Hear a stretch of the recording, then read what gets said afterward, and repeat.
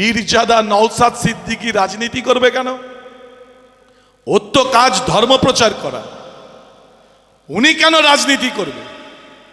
রাজনীতি, আচ্ছা পীরজাদা নওশাদ সিদ্দিকী রাজনীতি করলে আপত্তি, আর তেরে নাম কাসেম সিদ্দিকী, আর চুলটা একেবারে দিয়েছে যা ছাড় না, পুরো তেরে নাম কাসেম সিদ্দিকী ওইখানে ভাঙড়ে ও তৃণমূল করে, ওই জন্য করা যাবে। হ্যাঁ, ওখানে মাতিন সাহেব ড্যান্স, পাগলু ড্যান্স স্টেজে হচ্ছে, মেয়েরা নাচছে, মাতিন সাহেব দেখছে, ওটা করা যাবে কেন? ওটা তৃণমূল। তাই পীরজাদাদের নওশাদ সিদ্দিকীদের লড়াই কি? লড়াইটা হলো মেহনতি শ্রমজীবী মানুষ, যেটা 34 বছর ধরে বামফ্রন্ট সরকার করেছে, 21 সাল থেকে নওশাদ ভাইজানরা করছে। পিছিয়ে পড়া মানুষ, দলিত, মুসলমান, খেটে খাওয়া শ্রমজীবী, কালিমাখা কাদামাখা শ্রমিক, কৃষক, পিছিয়ে পড়া মানুষ যারা দীর্ঘদিন বঞ্চিত, এই সমাজে যারা লাঞ্ছনার শিকার, বঞ্চনার শিকার, তাদেরকে এগিয়ে নিয়ে আসতে হবে সমাজে, তাদেরকে একটা প্রতিষ্ঠা করতে হবে। তার লড়াই ইসলাম শিখিয়েছে, আমরা জানি। কোরআন শুধু মুসলমান জানে তা নয়, কোরআন আমরাও পড়েছি, আমরাও জানি। কোরআনে স্পষ্টত বলা আছে, তোমার খাবার ভাগ করে খাও, অভুক্ত রেখো না পাশের বাড়িকে।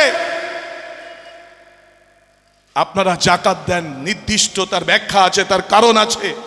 আপনার সম্পদ আপনি গচ্ছিত করতে পারবেন না, তা সমাজে বেলাতে হবে একটা নির্দিষ্ট পরিমাণ। কোরআন শিখিয়েছে, কোরআন আপনাকে শিখিয়েছে যে কোরআনকে মমতা অস্বীকার করতে পারে, বলেছে মমতা, আপনারা মনে থাকে যদি ভালো, নালে আপনারা না হলে আমি মনে করিয়ে দিচ্ছি। মমতা বলেছে বাইবেল শেষ হয়ে যাবে, গীতা শেষ হয়ে যাবে, কোরআন শেষ হয়ে যাবে, আমার উন্নয়নের গল্প শেষ হবে না। কোরআন তার নির্দিষ্টভাবেই বলা আছে, এ কোরআন কোনোদিন শেষ হবে না।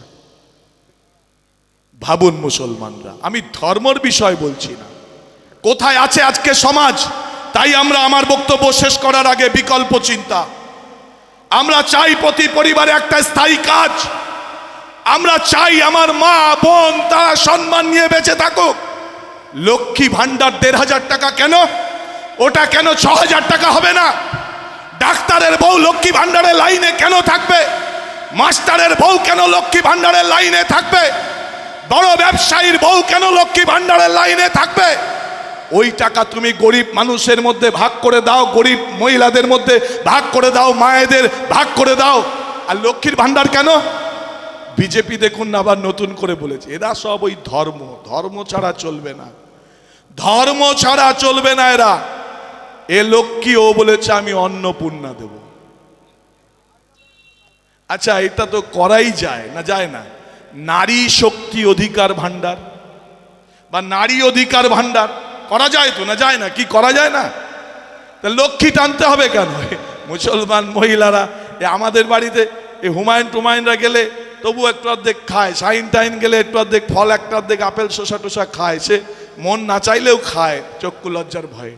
কিন্তু কোন মুসলমান ছাত্রছাত্রী আছে আমার, দাদা ও যাবো না, পুজোয় যাব না। অনেক সমস্যা থাকতে পারে, অনেকের অনেক কনজারভেটিভ মানসিকতা থাকতে পারে, ইত্যাদি ইত্যাদি, আমি ওদিকে যাচ্ছি না। কিন্তু ওই মুসলমান মা, ওই মুসলমান ভাবি, ওই মুসলমান বৌদিকে ওই প্রতি মাসের 5 তারিখে গিয়ে বলতে হচ্ছে খাতাটা দিয়ে আমার লক্ষ্মী ভান্ডারের টাকাটা ঢুকেস কিনা দেখো, লক্ষ্মীর নামে করাচ্ছে এই মুখ দিয়ে।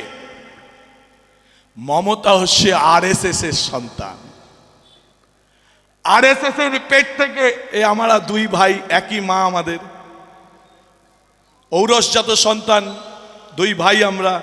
এরকম ভাবে রাজ্যে বা দেশে বিজেপি আর তৃণমূল এরা একই মায়ের পেটের 2টো সন্তান, ওদের মা আসলে RSS মমতাকে দেবী দুর্গার সঙ্গে তুলনা করে। RSS এর পত্রিকা সাংমা, তাতে মমতার ছবি ছাপা হয়, নিচে লেখা হয় দেবী দুর্গা। মমতা রক্ত মাংসে গড়া। দেবী দুর্গাকে আমরা চোখে দেখিনি, কিন্তু অসুর নিধনকারী, অসুর বিনাশকারী হিসাবে দেবী দুর্গাকে চিনি। যিনি শারদীয়ায় শরৎকালে শারদীয়া দেবী হিসাবে আসেন, বসন্তকালে বাসন্তী দেবী হিসাবে আসেন, আবার দুর্গা চলে যাওয়ার পরে কিছুদিন পরে 4 হাত নিয়ে কালী রূপে আসেন। এরা দেবী, মানবী নয়। কিন্তু মমতা দেবীর সঙ্গে তুলনা করছে আরএসএস। উল্টো দিক থেকে আরএসএস কে মমতা বলছে আরএসএস হচ্ছে আসল দেশপ্রেমিক। আপনাকে বুঝতে বলবো, মুসলমান দুধেল গাই, দুধ দিলে তো লাত খাওয়াই যায়, আবার একটু গুতলেও সহ্য করা যায় না। এটা আমার কথা না, এটা মমতা ব্যানার্জির কথা। আচ্ছা, দুধেল গাই মানে কি? গাই কাকে বলে? যে গরু দুধ দেয় তাকে গাই বলে। আর গরুর মধ্যে যারা বলদ তাদের নিয়ে মাঠে চাষে যায়, আমরা একে জীবের শ্রেণীবিভাগ অনুযায়ী পশুতে ফেলি, পশু। তাহলে মুসলমান সম্প্রদায়ের মানুষকে তৃণমূল নেত্রী কোন জায়গায় দাঁড় করালো আমি ভাবতে বলবো। আমরা যেমন হিন্দুরা মনে করি আমার ধর্মের জায়গা হলো মন্দির, আমার ধর্মের জায়গা হলো তুলসী তলা, যেখানে আমার একজন মা, আমার একজন বৌদি সন্ধ্যায় সকালে শঙ্খ বাজান, উলু দেন, ধূপ ধরান। ঠিক তেমনি ভাবেই দিনের মধ্যে 5 বার একটা মসজিদ থেকে আওয়াজ আসে আজানের। যে আজান শুনে আমার কোন মুসলমান ভাই মসজিদে যান, যিনি 5 ওয়াক্ত নামাজ পড়েন, যে আজানের ধ্বনি শুনে যাচ্ছেন মসজিদে, মুসলমান সম্প্রদায়ের মানুষ তাকে মনে করেন আল্লাহর ঘর, আল্লাহর ঘর।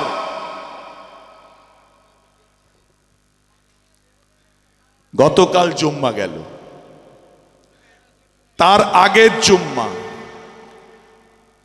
তার আগের জুম্মা, তার আগে বুধবার। সেই বুধবারে মমতা ব্যানার্জি বলছেন আমি জেলার ডিএম এবং এসপিদের বলে দিয়েছি ইমাম মুয়াজ্জিমরা মসজিদে মসজিদে উস্কানিমূলক আওয়াজ তুলছে, আমি দেখে নিতে বলেছি। যেখানে মুসলমানরা নামাজ পড়ার পর দোয়া চায় গোটা বিশ্বের মানুষের মঙ্গলের জন্য, যেটা আল্লাহর দরবার, যেখানে প্রাণ খুলে সে শান্তির নিঃশ্বাস ফেলতে পারে, সেটা নাকি হিংসার জায়গা, সেখানে নাকি হিংসা চালানো হয়। এটা রাজ্যের মুখ্যমন্ত্রী মমতা ব্যানার্জির কথা। ভাবুন মুসলমান সম্প্রদায়ের মানুষরা।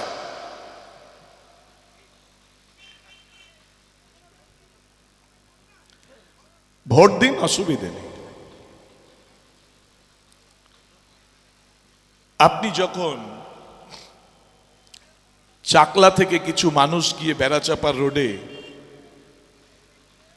কেন্দ্রীয় সরকারের আনা ওয়াকফ বিল মানছি না, মানবো না বলে স্লোগান তুলছে, বারাসাতের কাছারি মাঠের পার্শ্বস্থ সংলগ্ন এলাকায় যখন মিছিল মিটিং হচ্ছে, কলকাতার রাজপথে যখন ওয়াকফ আইন মানি না, মানছি না, মানবো না বলে স্লোগান উঠছে,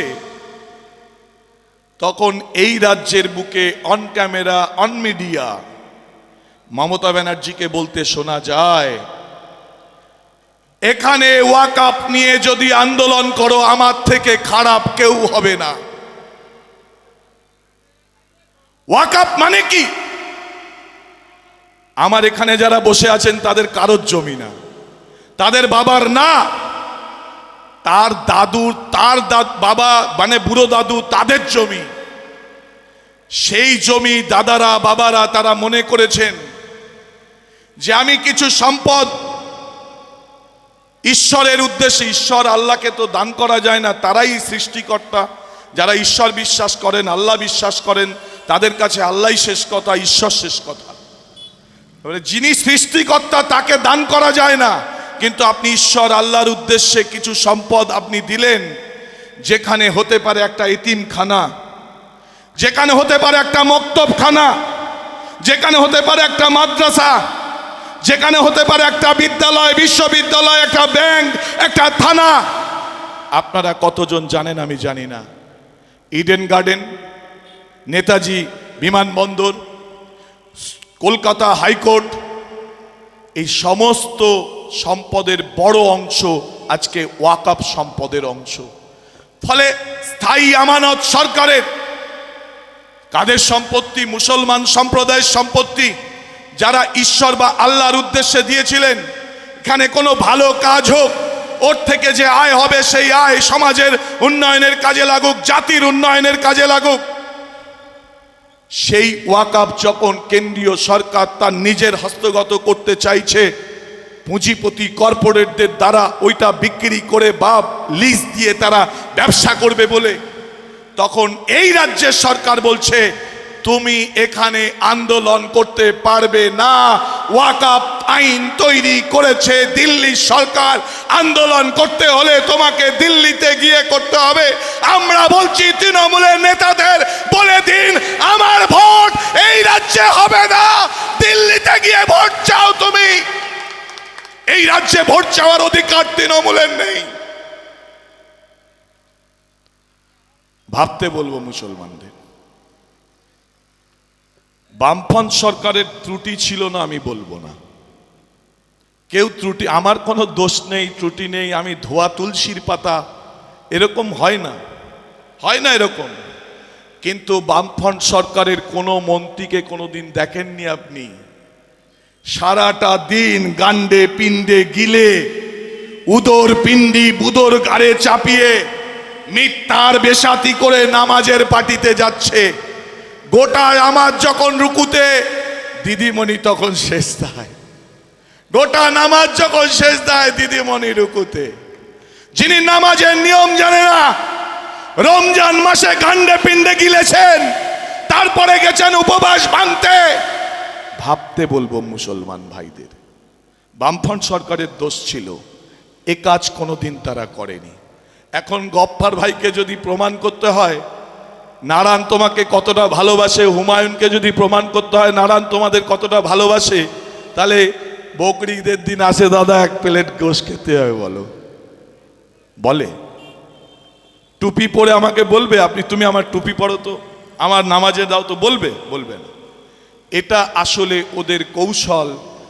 মুসলমান সম্প্রদায়ের কাছে আমি তোমার লোক, এরকম হয়। আচ্ছা তোমার লোক যদি হয়, তুমি মাথায় তো সবকে হেজাব মতন গোজা করলে, আবার তুমি কোথাও গিয়ে রামাবলী গায়ে দিলে, ও কেন?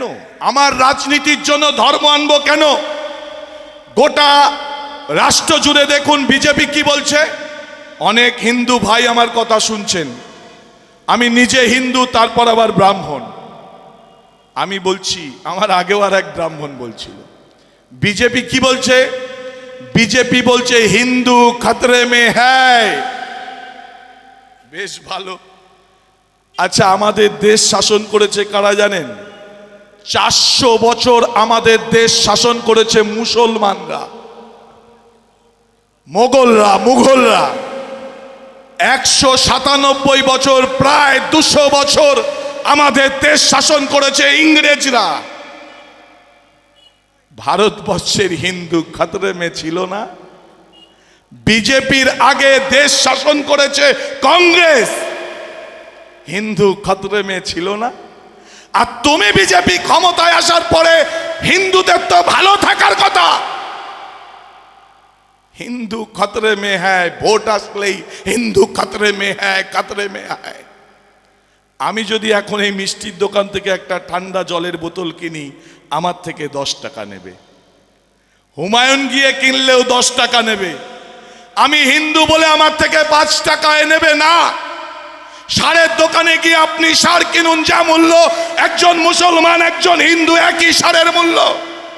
আপনি মুদিখানার দোকানে গিয়ে বাজার করুন, হিন্দু আর মুসলমান হন, লিটার তেলের মূল্য একই। আপনি যে বাজারে মাছ কিনবেন সেখানে একই মাছের দর। আমরা বলছি না হিন্দু খতরে মে হ্যায়, না মুসলমান খতরে মে হ্যায়।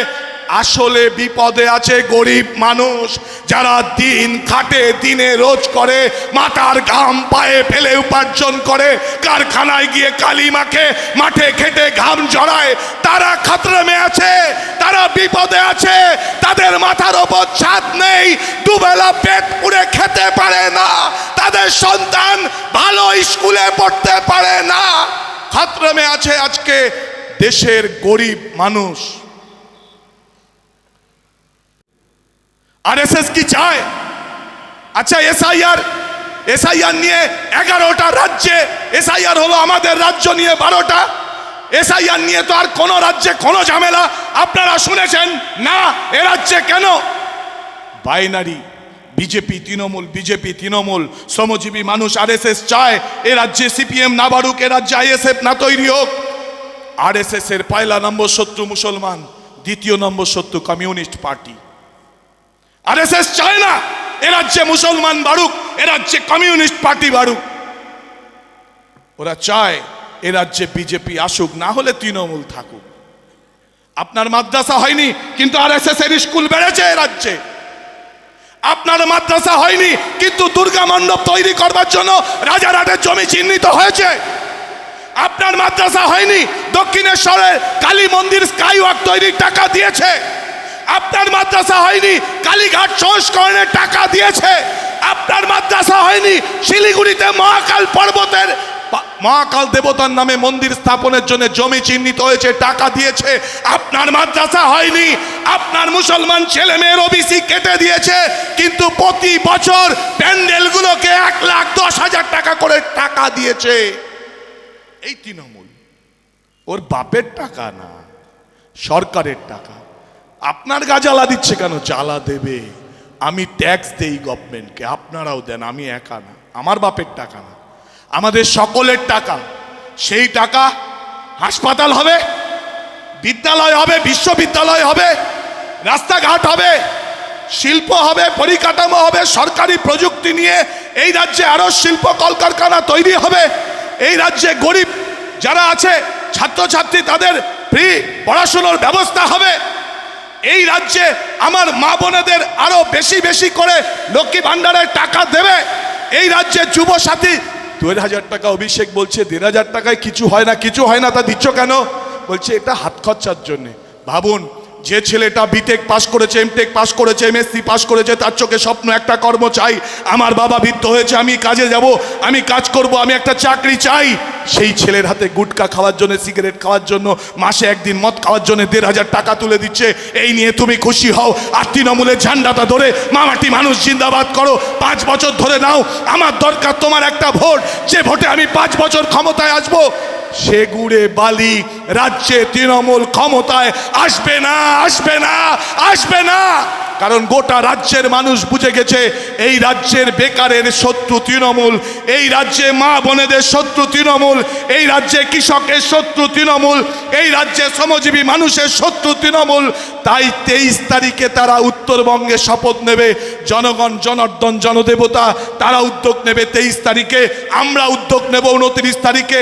অনেক প্রলোভন, অনেক লোভ, অনেক ভয়, ভয়কে উপেক্ষা করে আপনাকে জিততে হবে, জিততে হবে, জিততে হবে।